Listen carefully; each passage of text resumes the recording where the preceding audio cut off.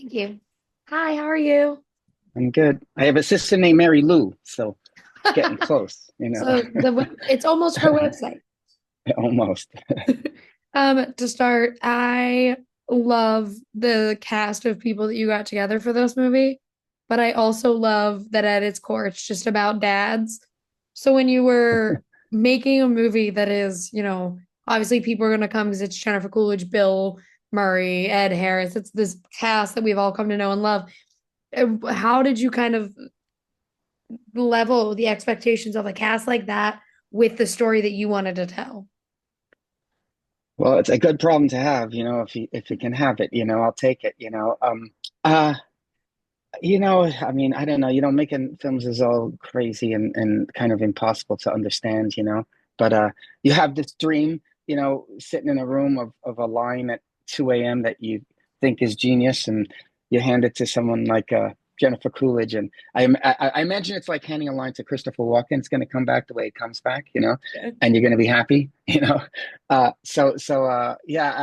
managing, I don't even know if that's the word for it. It's just sort of like, um, look, if you come to the set of my movies, fortunately or unfortunately, you're coming because you want to be there because no one's getting paid, you know.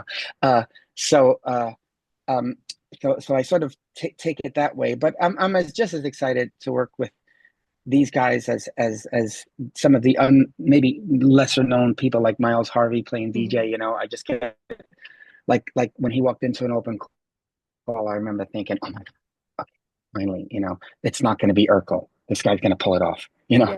So I have these dreams of the way they're going to do these roles, and then if these guys show up, you're probably in pretty good hands.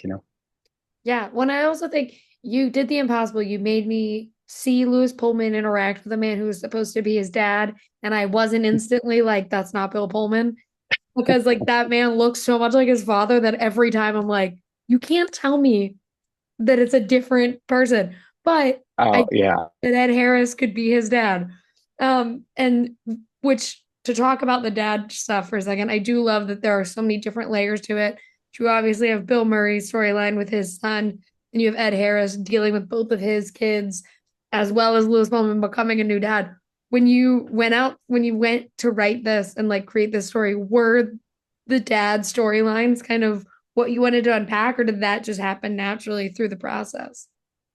Well, it's funny because I remember, when I first read this, because it was originally written by a play by John Mhm. Polano, and I read the scene between Bill Murray and his son talking, and in my world, it was my mother, who, Yeah. I wrote my mother a letter once when I went to California, and I saw some corny commercial that said, always tell your mother you love her, and so I sent her a note, and 3 days later she calls. She goes, "What do you send me the suicide note for?" And I'm like, "It's not a suicide. I'm trying to say I love you. My God, you know." So I pictured her in that scene trying to have this earnest conversation.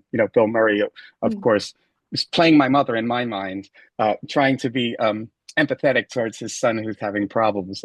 So yeah. So fathers and mothers, that's always a theme for me.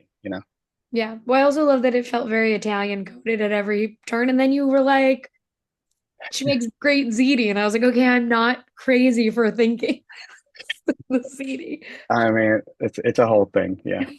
But I love the movie a lot. So thank you so much for talking with me today. I really appreciate it. Sure. Thanks. Thank you. Have a Take great care. one.